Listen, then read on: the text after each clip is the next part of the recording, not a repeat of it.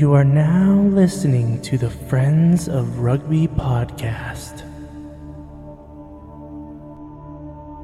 Relax your anus. Balls. Thick thighs. Camille Shat.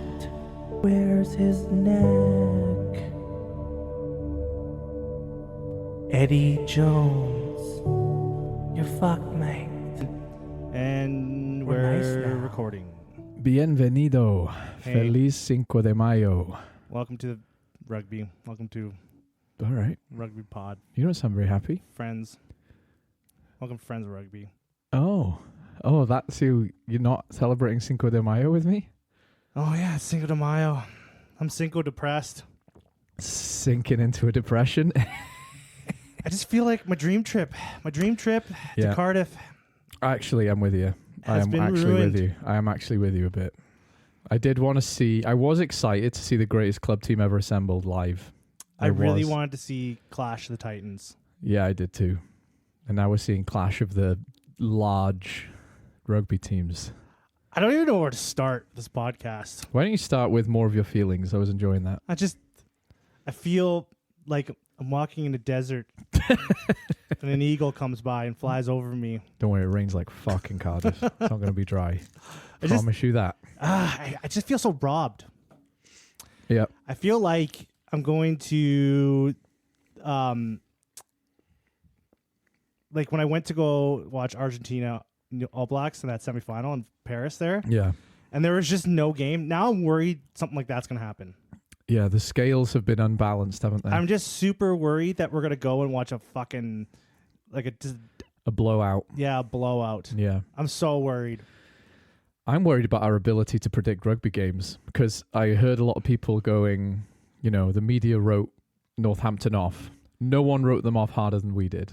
Oh, fuck. We Our said some listener shit. Heard that. Our listener heard that. Yeah, our listener heard and was like, that was mean. We fucking We- shat all over Northampton. We wrote them off so hard that they were never going to play rugby again. Yeah, and then we fucking just... They were going to be the first team to record a negative score. There wasn't... Let's be honest. There wasn't a fucking person on the planet Earth No. that was like, oh yeah, I think, you know what? I think Northampton got this. Like, there wasn't a fucking... Except Northampton, Yeah, the except team, the- except the Northampton rugby team and their coaches. we were reading all week that we'd get Yeah. blown out. Yeah. Of course. Because you know why? Yeah. Because we're looking at the evidence. We use that's the point I wanted to make, and that's what I was ranting to you about when we watched the French game on Sunday, right? Like, yeah, people wrote them off because of the evidence, right? Mhm. The evidence that Leinster had heavily defeated Glasgow and Harlequins, who are good rugby teams, albeit with some injuries. Having said that, congratulations, Northampton, and Yeah, right. fucking wow, what a game. Fucking wow, what a performance. And I think they're right. It's good when people use that ammunition. It's useful when people are like, you're going to get fucking battered. Like, the amount of people in the world whose success is based on anger. I keep going and I keep driving to spite my fucking enemies is a strong motivator, right? So good for them. Good for them. I'm not taking anything away from the way they won. They were really good. We're 2 days removed from this game, Yeah. so a lot of opinions have already come out. We're just going to rehash them like We're we going to normally do. rehash those Oh, opinions. yeah. You came here for leftovers. That's what you're getting. Get the sloppy Yeah. seconds over here. Yeah. What's your favorite take on the game? My favorite take is okay. If for the memes, the crisis that the Irish media is having about Leo Cullen, about Geordie Parrott not getting started. Yeah. I love that. It's juicy. I kind of see the Geordie Parrott thing Yeah. because I kind of see what they were thinking behind that. Okay. Like not starting him, Go on. keep the parrot boy in the cage. And Okay. you get Geordie out as an impact player. And you also Yeah. got fucking Gary Ringrose and Robbie Henshaw. That was the point I was going to like make. Yeah. who's doubting those? Oh, you Yeah. know, those are two really fucking Yeah. good players. They're not academy products, are they? They're seasoned Ireland international veterans. so, like- they're probably the best centre pairing at some points in time. Have been the best sense pairing in the world. Yeah, so what the fuck are people like, oh, what do you got? You got Jody paying all this money? Yeah. I was like, yeah, but you got these two guys who have proven themselves over and over again Yeah. that they're fucking good. Yeah, and they've won significant honors, you know. Like so I could see them like, oh yeah, we'll have them out. They'll be killing these fucking Northampton fucks. Yeah, it's not like you're playing an untested guy. I understand the criticism. The principle of the criticism is Ireland. Sorry, that was a genuine mistake. Leinster have tripped and fell at the last hurdle in May to the point where it's become like a meme. Like people that get excited for May to watch Leinster shit the bed. And the whole point of having Slimani, Geordie Barrett, RG Snyman was so that this doesn't happen. The principle of that complaint is, what the fuck was the point in buying them if you don't play them for the fucking game you bought them for? Yeah, right. Do you know what I mean? Yes, Northampton were written off. Yes, Leinster were arrogant and had one eye on the final. Mm-hmm. But you've paid a lot of money for these guys to do one job to get you over that last line, and you didn't even bother. That was bizarre. I understand that, you know? But you are right as well. Robbie Henshaw and Gary Ringrose are no fucking... Yeah. So I would say they're a better centre partnership than Northampton's, right? 100%. Yeah, they are. So it's like people are like, oh my god, what are you doing? I could see it. That argument is totally legit that you just said. Yeah. You know, you paid all this money, you have them here playing for the game you want, but I can also see like they also got trust in their players. Yeah. Yeah. Right? And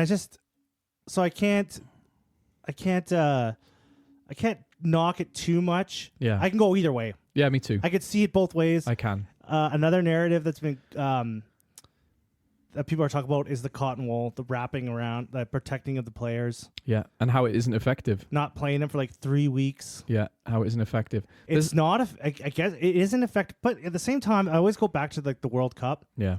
Because Andy Farrell did the opposite. He played the same team every fucking game. Yeah. And then everyone criticized him for that. Yeah, and Right? it didn't work. And it didn't work. And I'll tell you another thing. The year after the World Cup, we had Ireland and France in the Six Nations, and it was billed to be the clash of the Titans. And Ireland stomped on France, and everyone was saying it's because Ireland are rested, and France are in this horrifically attritional league where they play every week forever. Yeah. And they looked knackered. They really looked knackered. Obviously, there's a middle ground. Obviously, you can't send out an entirely non-starter team against the Scarlets and lose and go, what the fuck happened there? You have to maintain some continuity of your first team, right? Yeah, you got to have at least.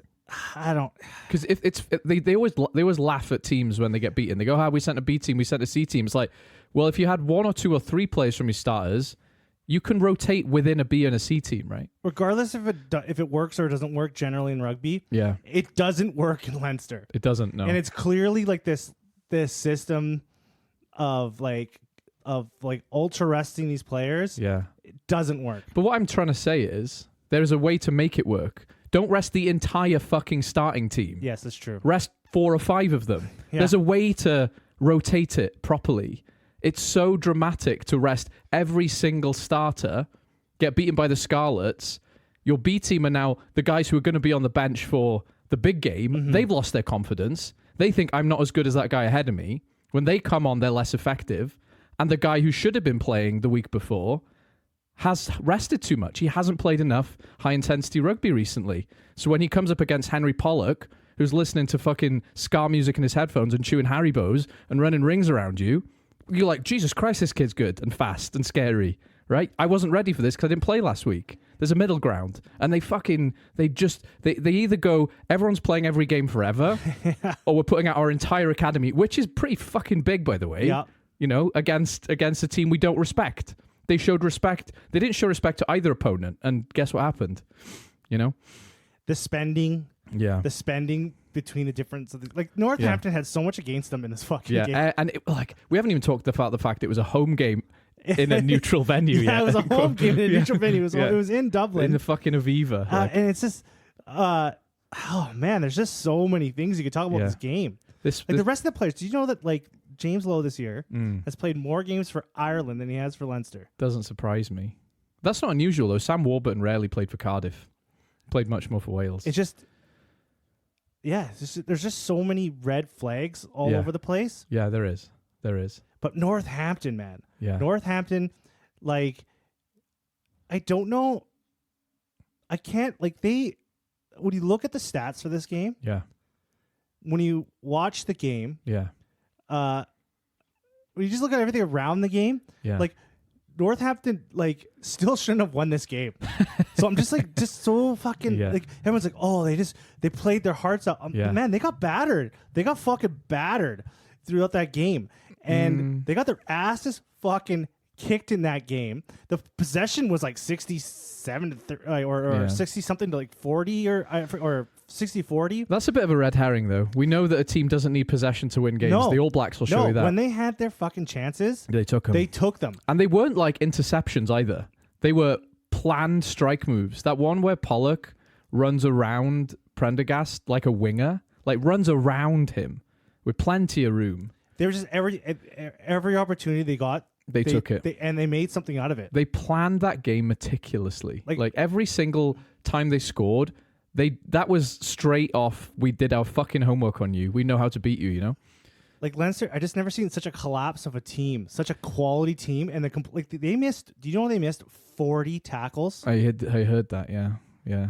They only got like 71% of their tackles. Yeah. Here's my dog tackling a door. Yeah. Yeah, like, yeah, missing 40 fucking tackles. That's bad. That is bad. Yeah.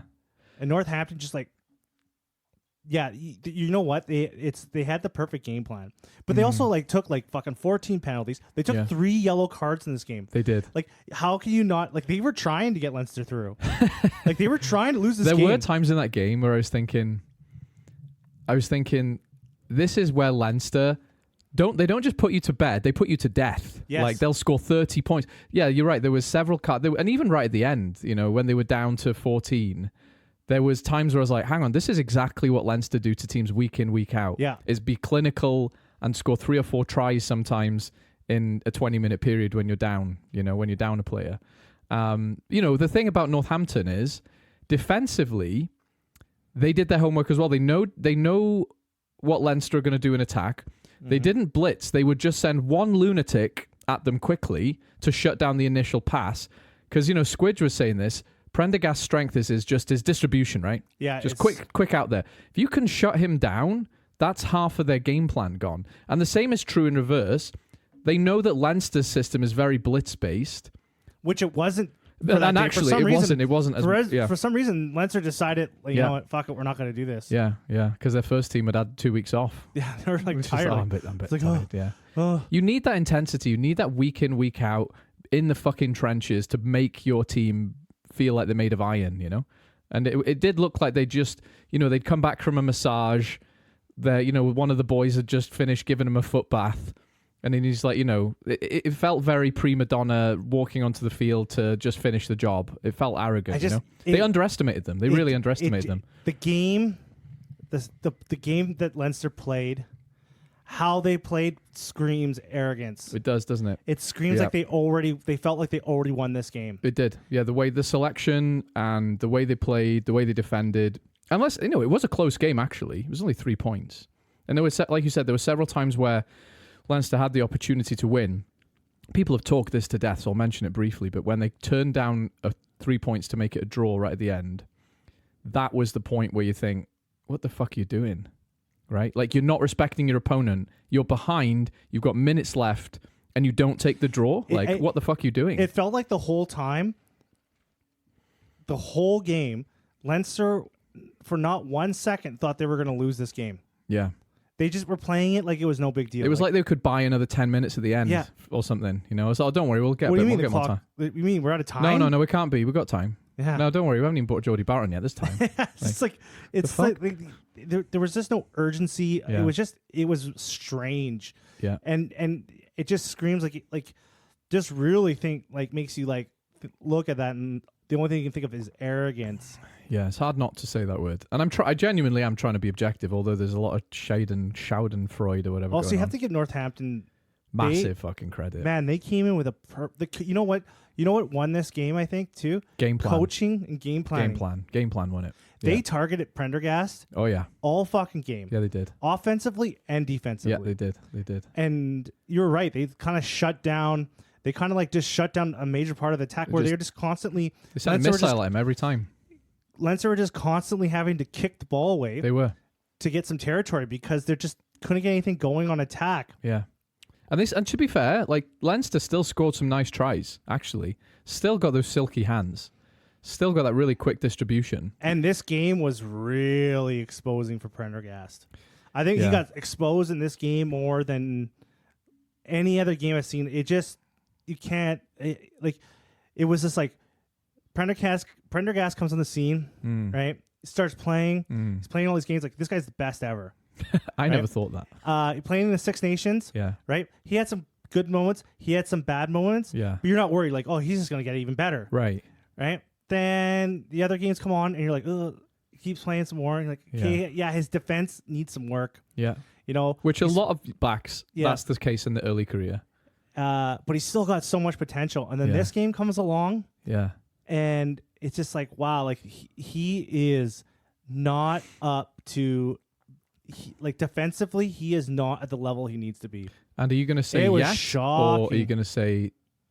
Because I remember when James Lowe, people criticized him for being defensively weak. Yeah, and you know weak. what? He fucking worked on it. They put him on a timeout. Yeah, they did. And he came back and he was better. Andy Farrell grounded him. Yeah, he did. He's and like, it you go back to your room. Yeah. You sit down and you think you about take what you did. this tackle back home. You practice in your garden until you can fucking hit people. He needs that. I think he needs to...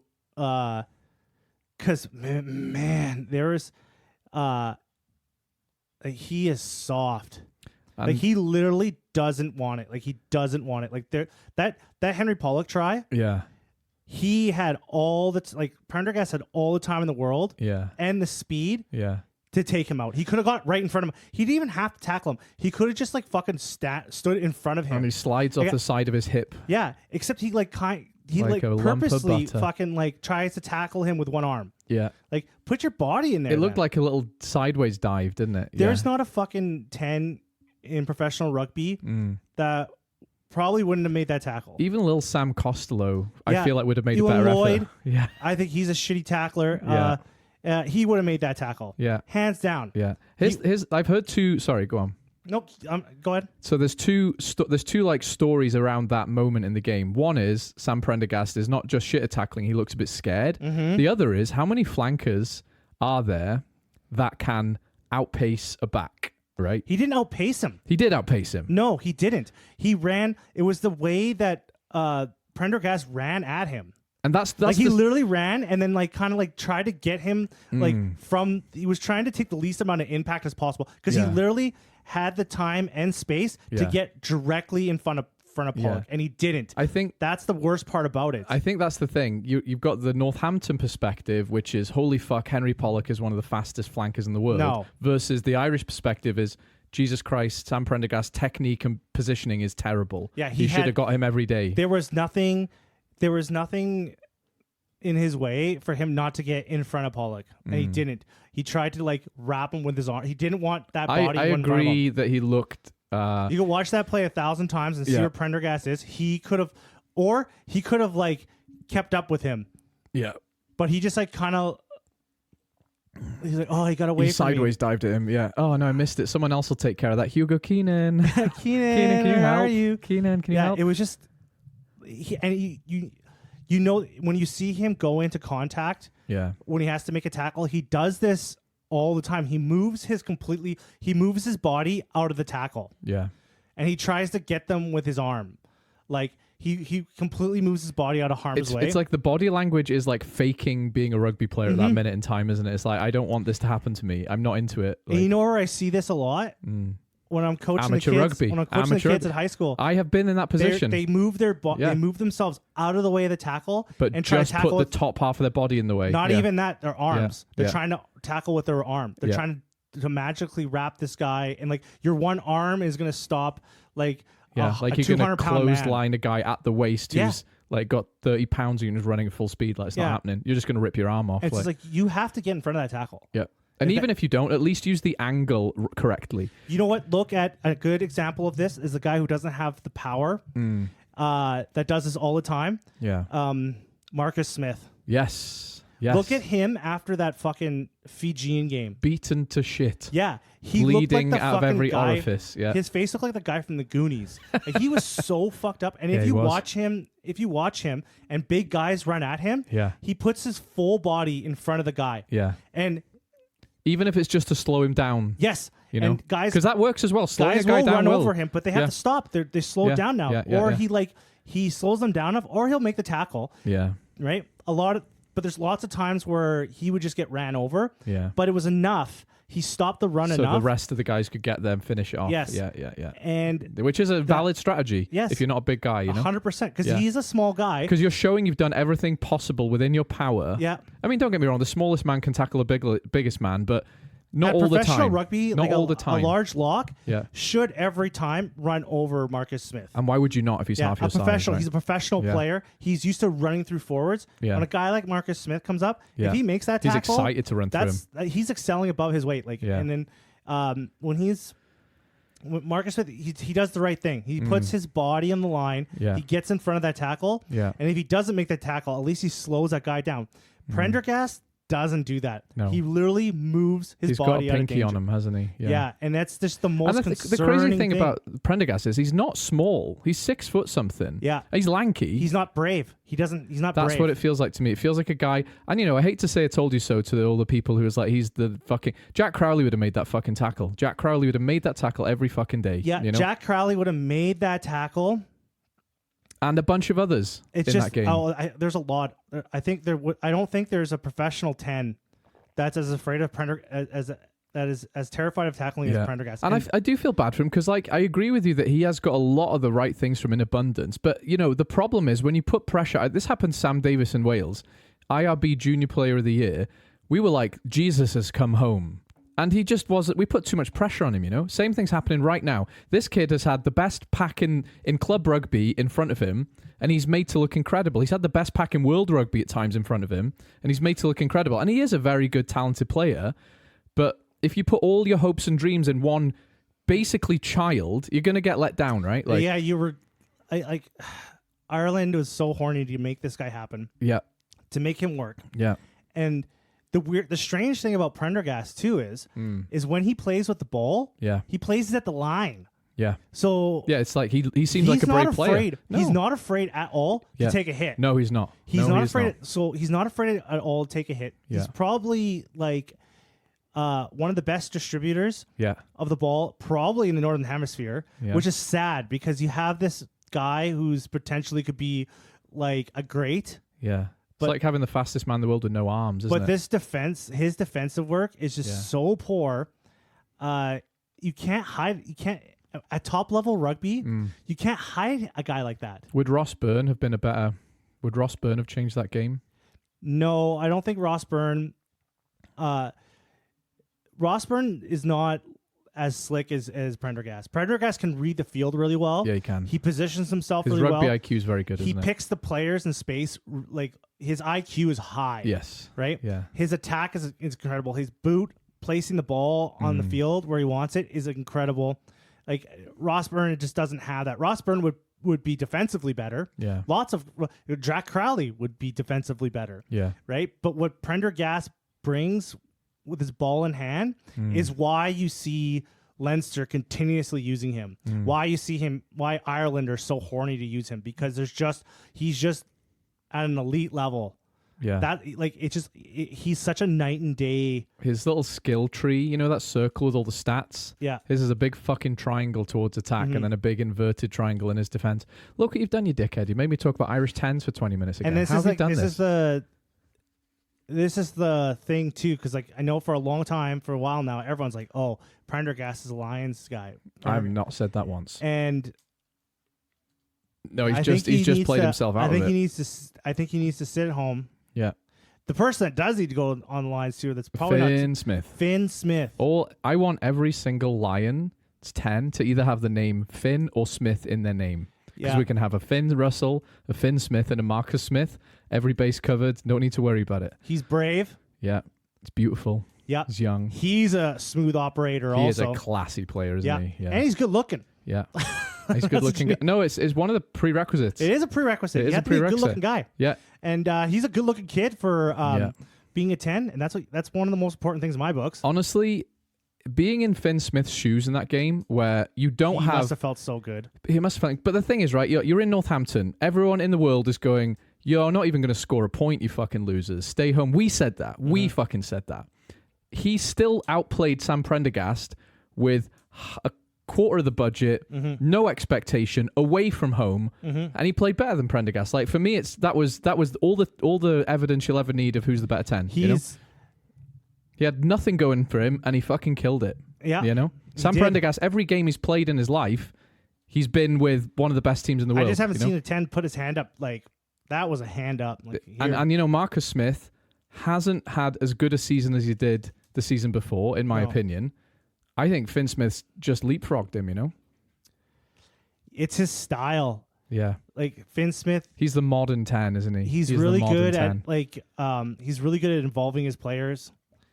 He's really good at, like, finding those players to involve them correctly into the play. Yeah. Yeah. When Marcus Smith is he's more chaos. Marcus Smith would be a good 10 in Super Rugby. Marcus Smith would be an excellent sevens player. Just give him the ball. He fucking wants to score. He'd be a good sevens player, but I wants to break that line and guarantee if score. you put him in Super Rugby, he would excel there because they play a style that, like, he would excel. Attack. He's like, because you know, he reminds me of Damian McKenzie. Yeah. Like, He's a leaf on the wind. Yeah. Don't he just try gets and that control ball him. and all of a sudden, boom, he's just like he's just doing accelerates super fast and he's Yeah. making all these crazy decisions. And Yeah. like the players around him are just they're not, especially at Harlequins and in England, they're not prepared to support that break. Yeah, they're not. Which Kiwis are, to be fair. Yes. Kiwis are always prepared to support a break, you know? Yeah. And that's why... They're always hunting for us. Like, he would be perfect in a Super Rugby team. Yeah, that's just because of the style of play. Yeah. Like, if he was playing in New Zealand, I bet you anything he'd be in All Black. Oh, yeah. Because he would be exactly what they were looking for. Not least because the Kiwis don't exactly have 10 nailed down right now, you know? So, yeah, I agree. But Finn Smith, like, especially because of the pressure that Leinster was putting on them the whole time. Yeah.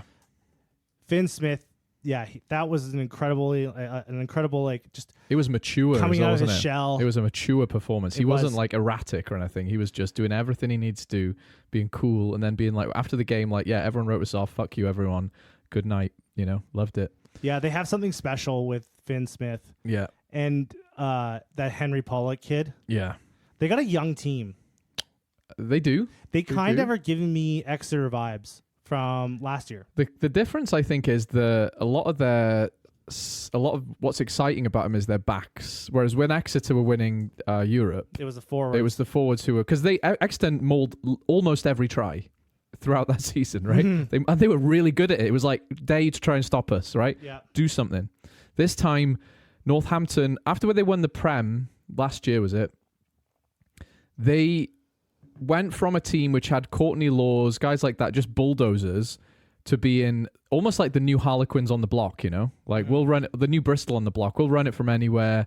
We've got a really good attack. But now they feel like a rounded team. And let's not forget, that wasn't the best team they can put out this weekend. They've still got a lot of injuries. I think probably 4 serious injuries. So it's an impressive win. If they can get a couple more guys back for the next game against Bordeaux...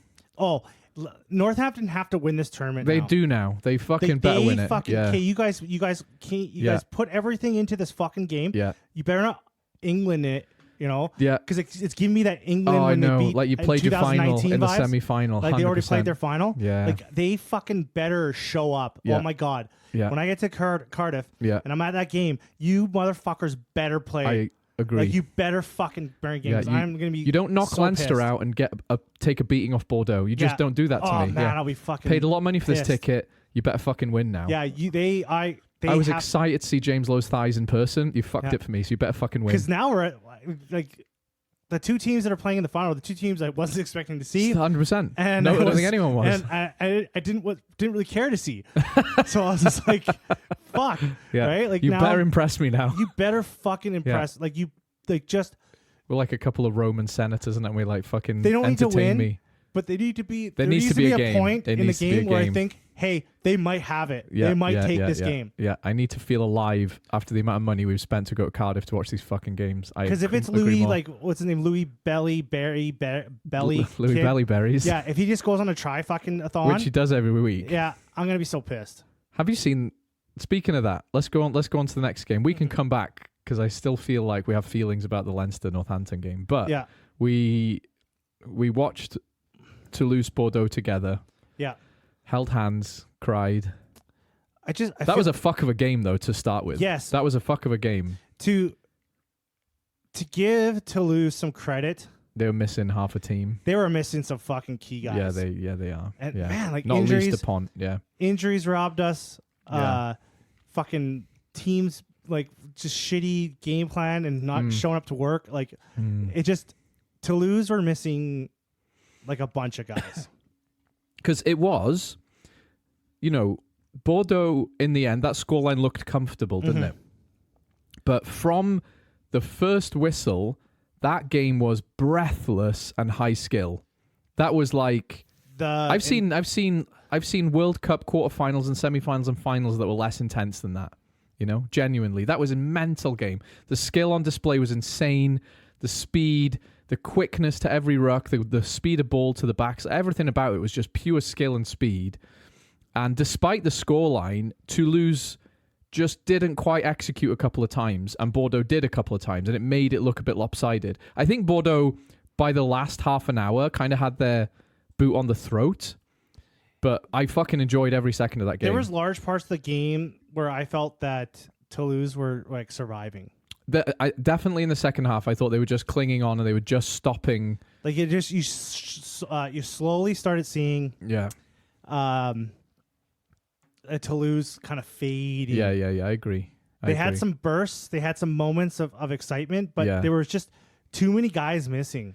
They were like having Thomas Ramos not there. Yeah, big Dupont. They were missing him. Huge. Yeah. Fucking Blair Kinghorn. Yeah. Like those are three players that would have changed the game. Could. I mean, Dupont wins games. They were the guys that they needed to get over the line. They were those guys that they needed to shore up the back. Yeah. To get the points. Like those are the points guys that were missing. Yeah, because on the other side of that, there was that Biel Bellery Barry break, and it was a little switch pass with, I think it was, the fuck's the 10? Jalibert? That switch they did on the wing, like, holy shit. That was the moment I was like, okay, if you miss your star players, that's what you miss out on, because right now I'm seeing a masterclass in, cutting open a defense. It was unreal. Because the Toulouse pack was really doing all the work. Yeah, and you could sort of tell they wanted to keep it in the middle of the field by the end, didn't they? Because they were a bit tired and they knew they were relying on their forwards. But Bordeaux just had such a command at that point that they were able to just do what they wanted with the game, and it showed, right? But Bordeaux really gave me Glasgow Warrior vibes. How so? They're just like their back line in Bordeaux is just fucking lightning. Yeah. Like Panot. Yeah. Belly. Yeah. Just Jolly Bear. Yeah. Fuck these guys. Luku. Yeah. Maxine Luku. Oh, he had a game as well. How he had a game. old is this guy? He looks as old as Jason Statham is now. He just looks like Jason Statham. Jason, all the time. Can't even speak. Yeah. He looks like if Jason Statham went vegan. Statham. Like it's just like Yeah, he does. But he's like that guy. He he was good all game. He was very, very good. Yeah, he was very good. And at a time when people were saying, when France were using him, it was like, oh, don't even miss Dupont that much, because this guy's fucking. Well, no, Luka plays for Bordeaux. Right. Yeah. Well, that's what I'm saying. Yeah. Like, but I'm talking about the France games when Luku covered for Dupont. People were like, actually, we don't miss Dupont that much. Do you know what I mean? Like he's that good. He really brings it. But that game looked like it hurt. Yeah. Like I would not want to play. It looked mental, didn't it? And French games have that because the size of their forwards compared to other countries, like they're just massive, aren't they? When you're watching this game, all I was thinking when I was watching this game is, how the fuck is Northampton going to deal with any of this? Like, what are they supposed to do? Homework. They're good at homework. Because they're good at homework. Yes, they beat Leinster, but you gotta remember Leinster was fucking kicking their ass that whole game. And now you're gonna watch a different game. You're gonna bring in. You're making it sound like Leinster shot themselves in the foot. They did. They fucking 100% did. Well, I don't. They made wrong decisions. They didn't go for points when they should have took it. They were soft on the tackling. Like, they had all the possession. Yeah. Not all of it. They missed 40 tackles. That's a bad thing. Yeah. Yeah. Like, I don't know. Look at the stats. When you look at the stats and you're like, who won this game? I remember us talking 2 weeks ago, though, and saying no one's touching Leinster this year. This is No the one fucking was. year. They should have fucking Yeah. beat Northampton. I guess the point is, a game That's of why rugby. I'm worried about this game. If Northampton convincingly fucking gaslit you. beat the shit out of them, Yeah. and like was probably, or if they had like, if their pack was really fucking the force that like really like made the difference, Yeah. like Well, put it this Northampton way. took their opportunities, They did. right? But they scored 37 points against Leinster. Yes. That you could repeat that 10 times. That is people don't do that. Especially Leinster have lost 3 times, right? And to beat Leinster by 37 points, let alone beat them, is they deserve massive credit for that. So I don't want any talk. I'm shutting it down. Don't want any talk about Northampton being they're a good fucking team, right? They're a good rugby team. They deserve that win. Well, okay, whatever you think is. Yeah. The thing is, though, is that Northampton was getting their fucking ass pounded that whole game. They survived it and won. Right. And now I'm thinking, as a ticket holder, I was like, holy Yeah. fuck, how are they gonna fucking How are they beat gonna any do of that these again? teams? How are they gonna do this? Yeah. How are they gonna beat any of these teams? My point is, Because I was thinking when Leinster got to the final, now it's like I would put Bordeaux or Toulouse as the favorite to win that game. well, only because Leinster lost, though. No, because if Leinster won Yeah. and they went to that final, I still think those those top 14 teams Yeah. would have the edge. Those teams are fucking brick hard good, and they have everything. They have fucking everything that a rugby team would want. It's almost better that Bordeaux got through because they do have a fully fit team, right? They do have a fully fit team. Yeah. Their forward pack is not the most powerful forward pack. Not compared to Leinster and Toulouse. Yes, Toulouse, and you have to say Toulouse's pack Yeah. was keeping Toulouse in that game. That is a big pack. Yeah. Yeah, they were literally keeping that they were doing all they could to keep that fucking. All that to say, right, the point I wanted to make about it was, at the end of the day, it's 15 men versus 15 men. And we are shit at predicting rugby. We are, right? Because of and there's evidence on our side. They fucking nilled Glasgow and Harlequins, Leinster did. But at the end of the day, you can beat anyone if you're Northampton, right? You can. They proved that. Yeah. And maybe it's a bit of copium because I feel like I feel like I was robbed of the 2 titans of Europe going head to head, and that's what I wanted to be paying for. I did not expect Northampton to be in this final. Having said that, the manner in which they beat Leinster made me believe they can beat Bordeaux. No, not a chance. Not a fucking chance. I do think don't know Bordeaux what will game win. You're watching, I do but think Bordeaux will win. No. I do think Yeah, Bordeaux Bordeaux's will gonna win. win this fucking- But I and I'm do worried- think Northampton will do their homework. I really hope Northampton bring a game. Yeah. I give them 0 chance to win this game. I think that's where we're disagreeing, isn't it? Because you Yeah. just have no hope for this final. But you're a pessimist and I'm an optimist. Yeah, you're like, oh yeah, Yeah. Northampton. Yeah. I believe in Harvey Dent. This is going to happen. They're going to do their homework. They're going to go home and do a group project on how to find out some weaknesses. It's hard though because I'm looking at that Bordeaux team and they don't have a Sam Prendergast size hole in their defense, do they? No, So they don't. you know, That's the thing. there's no they homework don't. you can do on that. They didn't have a fucking 2,000-year-old Keane Healy starting the game.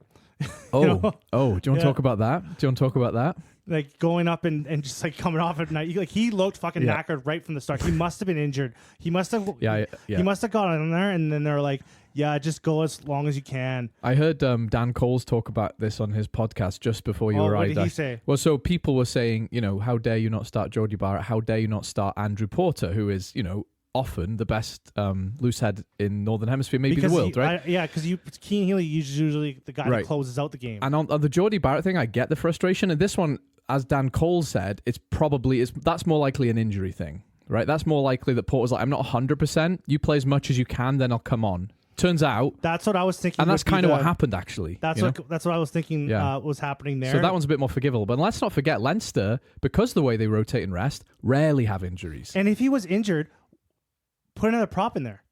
If he was carrying an injury or he was Yeah. kind of like not up to snuff, Yeah. where was what's his name?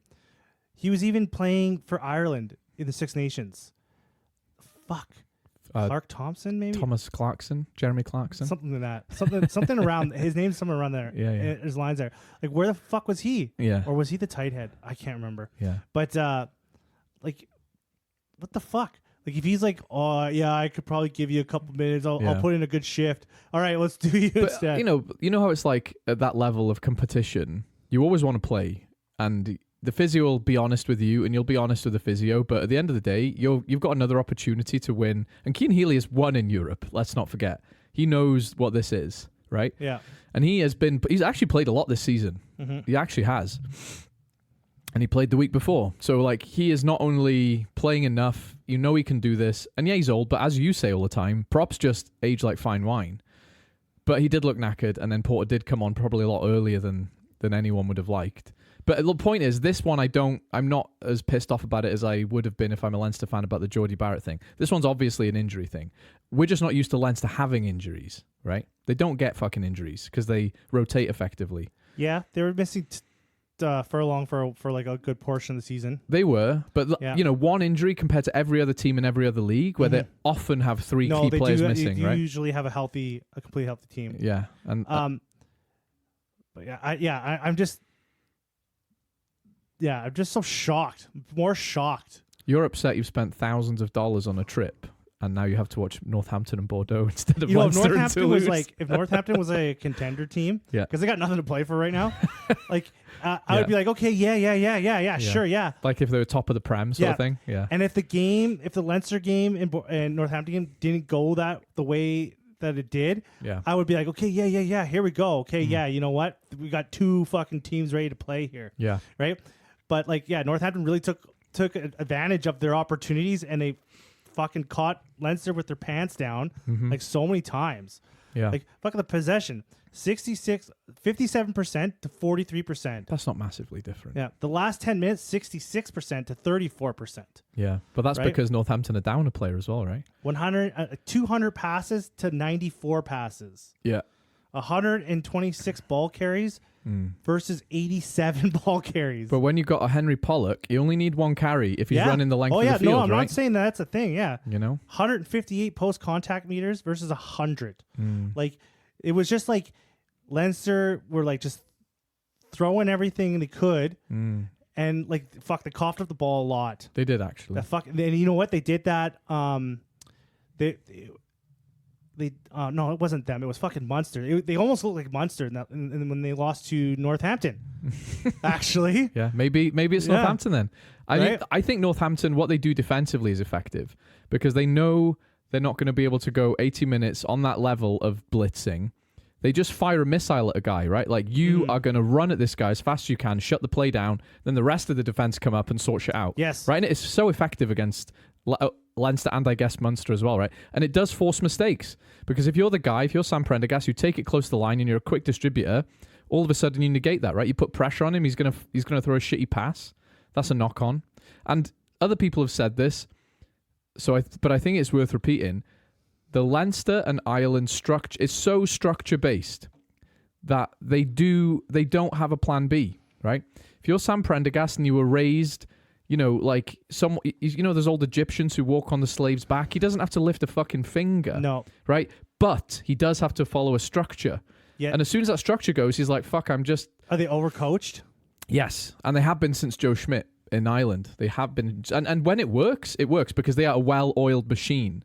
But when it doesn't work, when you get under the skin, it was the same with Sexton. If Sexton had a bad day, Ireland had a bad day. It's the same thing, right? If you can get under the 10 skin in that kind of structure, you can rattle them and you can beat them, right? I think that's what Northampton did. But like I said wish earlier... like Glasgow fucking would have beat Leinster. Why? You want the URC in there? Well, I do want a URC team in there. Yeah, that would be nice. But I wish Glasgow should have done it. Should have beat Leinster. We should have been having this conversation with Glasgow. We're much more used to that, aren't we? I bet Glasgow would have fucking beat Northampton. Glasgow would have beat Northampton. Yeah. Yeah, and then Glasgow could have. If Glasgow was playing Bordeaux, Yeah. in a final, Yeah. I would still think the odds would be against them, but I wouldn't be so worried. It's hard for me to say. I don't know. Because Glasgow are very similar to Northampton in that they I don't expect them to win, and they fucking do. But they'll definitely have letdowns. You know, like Northampton and Glasgow's domestic season is kind of nosediving, isn't it? Because I give I would even put it. I would even say Cardiff would beat fucking Northampton, or that'd be a close game. Well, Scarlets beat Leinster, so anything can fucking happen. Yeah, That's that was what. like they're fucking they're Well, you know whose fault kids. is that? They went to the high school and picked up a bunch of kids and threw them on the field. Still beat 'em. right? But Cardiff, when they beat Munster, that was a legit win. You Like don't- they fucking they fronted up, like they beat Yeah. Munster. yeah, they did. Right? Yeah. Munster's my favorite team, Yeah. right? And they fucking clearly beat them. Yeah. Yeah. Like, that was on the cheer. Like I would say Cardiff would even give Northampton a go, I think so. right? Yeah. And it's just I'm just kind of I really wanted this, and and Leinster were just looking so good. They were cooking, weren't they? Yeah. They were. That's why when, like I said, well, we said Because I don't earlier, need them to win. I don't care if they fucking win the Champions Cup or anything. you just wanted to see him. I wanted to see him, and I Yeah. wanted to see like a You wanted fucking to see the clash blue type- machine. I wanted to see two Yeah. of the top teams, The Ultimate Reds versus the Ultimate Blues. yeah, go against each other. I Yeah. was like, yeah, this is gonna be so good. And Yeah. then one got injury fucked to oblivion, Yeah. and the other one just like fucking just didn't Just show up shit to the work. bed. This just didn't show up to work. Yeah. Yeah. It's like we're just not going to. Again. yeah, it's just like over. Oh man, just ew. So, do they fire Leo Cullen? No, they're not gonna fire Leo Collin. No, but should they? Should they? Yeah, that's what I'm asking. I don't know. I guess if you go with the whole how they run the team, Yeah. how they wrap up the players and protect them. Yeah. Because Because his selection is what is being criticized a lot. what I think should really happen Yeah. is Leinster Mm. have proven over and over again and have fumbled the amount of Christmas gifts they get from Irish rugby. Like it's time to start sharing the wealth. Yeah, they are the spoilt child of the Yes. Irish family. And you know what, guys? Okay, we've given you everything to like do Yeah. these jobs, Yeah. and you guys keep fucking it up. Not just in Irish rugby, in world rugby. Yeah, and I'm ready for like them to like do a real what they really need to do in Ireland instead of firing Leo Collin Yeah. is distribute those players. I think they need to make Leo Cullen go do his penance in Connacht for 2 years. If you're that good, win with Connacht. Do it. Because you have to remember the team we're looking at here. Like these guys have fucking dominated a lot of teams, Yeah, and that's the and thing, they're a right? fucking good team. And that's the thing. To credit to Leinster, because they have set that standard so fucking high this season and last season and the season before. It's shocking when they lose, right? Because their how could systems you are beat? big- yeah. They'd only lost 3. That was the fourth game they'd lost this season. That is mental. Yeah, and That is they fucking mental. they Third f- game, sorry. yeah, and they fucking like and their system Yeah. that they have, the style of play Yeah. is super effective. It is. They're a well coached team. Very good. They're an all-court game. It's defensively, offensively, excellent. Like I'd say, like the Irish players, like there's some really good ones, Yeah. but a lot of them, like their system and their style and their cohesion, Yeah. make these players look better than they actually That's are. and that's Like I don't think yeah. you could throw a bunch of these players on different random teams and they would excel. That's exactly how I feel about Prendergast, because he has been in a very good team his entire career. As soon as Finn Smith shows up in a team that isn't expected to win away from home and he plays like that, you go, that's a good 10, right? And I agree with you. You're never going to see a Penno in an Irish team. You're never going to see a BLBRA in an Irish team because they're so structured and organized and it works, but you don't foster creativity. You're never going to see a Marcus Smith in an Irish team, right? No, you probably wouldn't. They're just too structured for that. Everything from birth, they are raised in these rugby academies to do it a certain way. And when it works, it really fucking works. And to be fair, you got to remember, Ireland isn't a big country. And their resources, as much as we say Leinster have a lot of money, it's not as strong economically as England or France are, right? So that they're doing as well as they're doing is really impressive. Mm-hmm. But they do need to relax a bit, have a bit more creativity, push their players a bit harder, make people like Jameson Gibson Parkinson play every game through a season, right? Because if he's that good, he should be able to. Yeah, Right? they should be playing more. And man, if Prendergast doesn't get his defense, like what are they going to do? We just get Ross Byrne back. This is professional sport. Because there's no one. Like he is such a talent with the ball in hand. Yeah, There's no one like him. yeah, Like Finn Smith's good, but he like is not as good as Prendergast when he has the ball in hand. Like But I don't know. Prendergast is I fucking don't know. miles better than I him. think I disagree after what I saw on the weekend. Defensively, like Finn Smith has it. I think offensively he has it. No, he's not better than Prendergast defensively. That guy is fucking great. Mm. Right? And they did a really good job of like he doesn't shy. He's not hiding in the offense. Mm. If Prendergast hid, like you know who hid, you know who hit a lot and paid for it, Joey Carberry. Yeah. He was a guy that they wanted him to play like a tough upfront game, Yeah. and he would always he was a guy that hid in the offense. Speaking of Joey Carberry, guess who we saw this weekend playing rugby Yeah, in France Yeah. for a French team? yeah, we'll see him. We'll see Joey Carberry. Yeah, he might win a trophy. So who's going to have the last laugh now, eh? He's gonna have the last laugh. Hiding over there. Yeah. So yeah, it's just such a this might take down Prendergast's defensive work might take down his whole career. Yeah. Because he'll be like, yeah, you're No one's entitled to stardom though. This is professional sport. Yeah. If you suck enough, like you could be. I remember in sevens they had that American guy Carlin Isles out for a bit, and if anyone remembers Carlin Isles, he was a sprinter, an Olympic sprinter, right? And the USA sevens would just give him the ball, and he would fucking sprint through everyone and score some incredible tries by pure pace.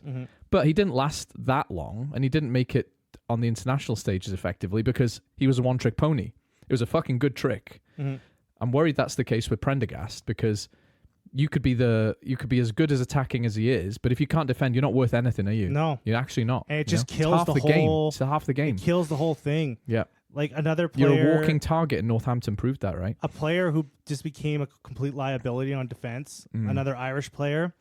Oh fuck, the Ulster wing guy, Stockdale. Jacob Stockdale, Yeah, who's Jacob having a hell of a season, by yeah, the way. he's having a Yeah. hell of a season. Yeah. But he was just a huge He was a defensive hole. liability. He was a hole. Yeah, And that cost him his spot in Ireland. it did. He completely lost the trust of the coaches. Yeah, he did. He did. And it sucked because he was, when he had the ball in hand, Electric. electric, Yeah, amazing. He's also good in the air Yeah. too. And he's tall, Yeah. fast, Big guy. but he just was like, Yeah, and he it had wasn't George like- North vibes because he was fucking huge for a winger. Still is. and he wasn't like the it wasn't that he was like afraid of. It wasn't that he was afraid of tackling. No. He was just never in the right place. He just couldn't. He was just always out of position. just couldn't get low and quick enough to make the tackle. Could he? He couldn't. His defensive reading was shit Yeah. because he was never where he was supposed to be. Yeah. Do you know who had that but on a different path was Johnny May? Johnny May was a lot of the things Stockdale is not quite as big, but maybe a bit faster. In fact, Johnny May was the fastest guy in rugby at one point, I think I remember reading. And he was shite defensively when he started. Yeah. They did the same thing. They were like, fuck off, Johnny, learn how to tackle this bag. Came back and he was much better. And then he was, towards the end of his career, the complete winger. He was good defensively, right? Like, and George North was actually the same. He was quite shit defensively, but it was such a big unit, you couldn't not play him. So they were like, George, if you want to move to the center, which he eventually did, you got to work on your defense. He was never as good as he could have been defense, but he definitely got better, right? And I think Prendergast is that young that they will have guys investing time in him defensively. There's no reason why he can't improve, but he's now on a limited timeline, right? Because Leinster can't lose a semi-final of Champions Cup again because of him. Well, it's just, yeah, it's a bad situation for him. It's a bad situation for the coaches because they want to play him because they know what he can produce. Yeah. But he's a liability. Yeah. I can't even think of another player that is just so like where his His offensive stats are so contrasting. polar opposites. Yeah, I'm yeah. trying to think of a player where it's just like him. Yeah. I can't think of anyone that's just where he's just like so good at one thing and then just so awful at another. Johan Lloyd's very similar because he's actually a very good attacking 10. You know, he just doesn't play in very good teams. And I think that was the same, like defensively sometimes he just gets run over. He's not big enough, you know, but he's really electric in attack. There's lots of guys like that and there's lots of 10s like that, right? But there's so much pressure on him to be the guy and he's been elevated to that position that quickly that you've got about 6 months to figure it out or you're probably not the guy, you know, you're not any starting team, anymore. Like, I don't know what Glasgow are doing. I don't know what the fuck Harlequins are doing. But if you put, like, all you got to do is shut down Prendergast and you got a good chance of winning. Yeah. Like, and then if that's the case, if that's the case, you're fucked. Yeah. Right? Yeah. Like, it just, you're fucked. They found the soft underbelly a bit, haven't they? Yeah. Yeah, so I don't know. You seem like a sad Bad man. report card for Leinster. Mm. Ruined my dream trip. My Clash of Titans. Well, we're still going. And then Toulouse, I can't really blame Toulouse. No. Like they just have what Yeah. a bad luck. What a fucking bad luck. But they have kind of won it a lot. So, you know, they're fine. They're fine. They can do with not winning the Champions Cup again for a year. They'll probably back next year. I wouldn't be surprised. Because La Rochelle, their story was incredible. It was a bit rags to riches. It was. Toulouse have been up there for a long fucking time. Yeah. You know, there or thereabouts. And I'm sure they'll come back. All they need to do is have the best 9 in the world back and a couple other guys. They'll be just fine. Bordeaux were fucking good as well, though. Bordeaux were very, very good. So I'm excited to see them. Man, The human eel, Penaud, is going to be it was just seen in every the flesh. every player was just on 110% for Bordeaux. Yeah. And they have to be. That's the thing. This run-in now is every guy is your starter and is the best player in their position. Otherwise, you lose. That's just as simple as it is. Northampton, like you said earlier, I just don't want it to be a case of that was everything they had. That was hitting the nitro button, emptying the gas tank, a month of homework just to beat Leinster. That's what I'm fucking And then worried when they about. show up against Bordeaux, they're just like England in that final against South Africa where they were like, fuck, we beat New Zealand last week. We just can't be fucked this week. We are exhausted mentally and physically, right? Yeah, because So I hope it isn't that. a fucking because they put their bodies on the line for everything. Yeah, they did.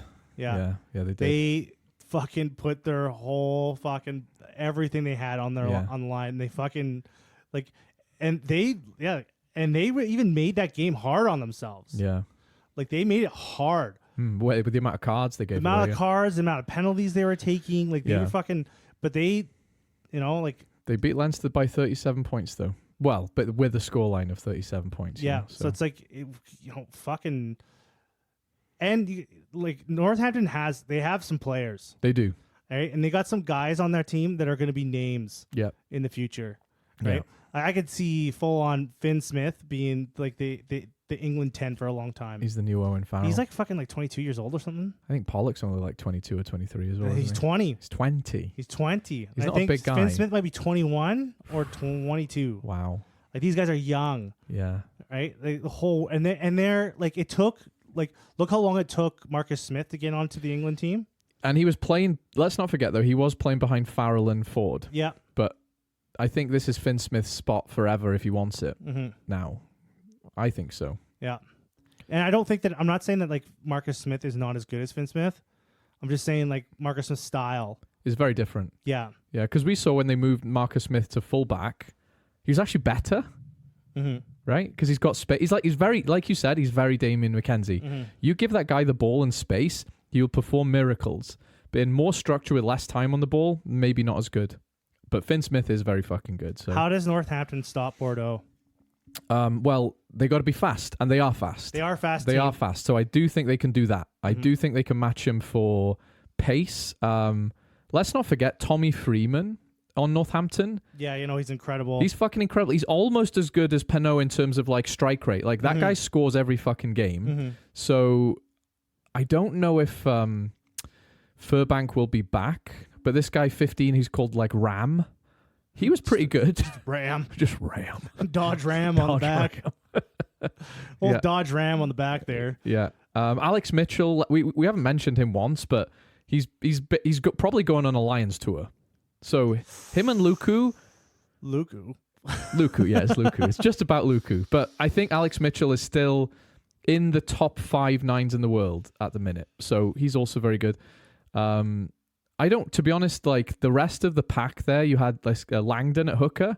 I like him, but Davidson is the tight end, the loose head. Anyway, like their pack isn't like it was a few years ago where you had guys like Courtney Laws in there and you were like, holy shit, that's a pack. Like they're good. Mm-hmm. They're very good, but they don't match up man to man with Bordeaux in the same way. But the backs, I think, they're not as good because you've got Penaud and BLBRA and stuff. But Penaud might not play. Oh, because he came off in that game. he did, didn't he? Yeah. He did, didn't he? Yeah. So he's on a day-to-day basis. Oh wow. So Yeah. there's a chance they be Penaudless.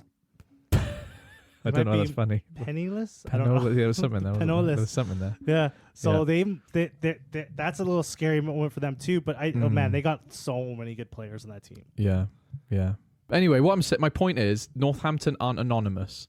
That guy, is it Fraser Dingwall, the centre? It's a Dingwall. Dingwall. He's good. Anyway, their backs almost man for man are as good as Bordeaux's. Their forwards not as much, but clearly they can beat Leinster. So Yeah, they got it's not over. It's not over. But I think long story short, I'm a Northampton fan for the next few weeks. how many Pollocks? Yeah. How many tackles is Pollock's gonna do in that final? He's gonna have to fucking do a few, isn't he? He's gonna fucking. I'm gonna see 30 tackles in this fucking kid. Yeah. I mean, he's Future. you can see him though. He's like, even in the post-match interview, he's still got gas left in the tank. Yeah. He's just munching on Haribos, listening to his ska punk, dancing around with his headband on. Like, He's got 5 years of professional rugby left. yeah, he's the just way gonna he burn plays, out. He's got 5 years. Yeah. Tops. Yeah. He's Like, gonna burn he's- bright and hot for a few years. Yeah. 5 years. Yeah. I give it the way he plays. Holy shit. Yeah. We should calm down a bit and talk about URC to finish though. What do you think? URC. Yeah. Did they even play? Was there games? What do you want to talk about the URC? We don't have to actually. Do you know what? I don't fucking care. I don't fucking care. You got anything Why else did you you even want to bring talk up about? the URC? Well, because I feel like we've talked the fuck out of 2 games. Yeah, we did. We fucking spent almost It's yeah, we about an did. hour, isn't it? Feels like an hour. Let's end it up with a little bit of Wallabies chat. Okay. A little bit We're of going over Wallabies. to down. We're going down under to Wallabies Corner. Because some big news came out of the Wallabies. Okay. Odd news. Yeah. They have announced their new head coach that's going to start in like 2 years. Yeah. Joe Schmidt's doing another year. Or isn't next year. He's going to come in next year. he? Yeah. 2026. Yeah. Lethkith. What? Let's kiss. Lethkith. Let's kiss. He's Let's coming in kiss. to give you a good old kiss. He's coming to smooch some wallabies. Hey guys, I'm just going to come give you Give guys you a little kiss. Smooch. A little kiss. Odd name. Yeah. Let's kiss. Yeah. What? What? What? Okay. First thing What I want the to say. fuck? Like Yeah. Wallabies, like Australian rugby, it has to be the worst rugby union in the fucking planet. No, it's Wales because we're on the same timeline. Yeah, but these guys don't make like fucking like continuously bad decisions like the Wallabies. Yeah, we do. fucking do. Yeah, we fucking do. These guys are worse. No, they're not. They Joe beat Schmidt's us. like, can you come work for us? Yeah, kind of. I guess I'll hang out for a little bit. What kind of investment is that? It is like when you're texting your friends and one of them's like, "Oh, maybe I'll be there. I might be late." Like, okay, well, just commit or not. This is a big deal. What was the fucking idea around that? I think the thing is, Joe Schmidt has been very good at the Wallabies. Remember a year ago, Wallabies were on the brink of being obscure in rugby. Yes. Not just bad, obscure. People are forgetting about them. He's a quick fix. Joe Schmidt fixed the Wallabies to the point where we were talking on this very show that we thought this would be the shittest Lions tour ever because Australia were looking useless. And now I'm excited again for the Lions tour. They That is- totally just hired him for that. maybe, but I it think worked. that had Maybe been the only yeah, thinking. it worked, Can though. you just do the Lions tour? Yeah, Yes. sure. Because What's wrong with that? I just wish we'd have done that with Gatland. I wish we'd have said to Gatland, get us through the next World Cup, then fuck off. Look what happened. He stank up the place, and we had to fire him. Yeah, that was a bad. Yeah, they should have went for something. Like they needed something to ignite, like to spark something. Yeah. The Wallabies were looking for, but this is just it's the Wallabies. You're in Australia. Like you got no coaching talent. I mean, Lethkith isn't. Let's kiss. He's not an obscure coach. No, he's not an obscure coach. And Why didn't they choose him like fucking 2 years ago? Maybe they're sick of the rockstar coaches. They've had an Eddie Jones, they've had a Michael Checker, and now they've had a Joe Schmidt. They've been through the best coaches in the world, right? Now maybe they're ready for a little bit more easy ride. The thing they should have done was not get rid of Dave Rennie. Yeah, definitely. That was the craziest decision. And the thing is, why haven't Wales hired him yet?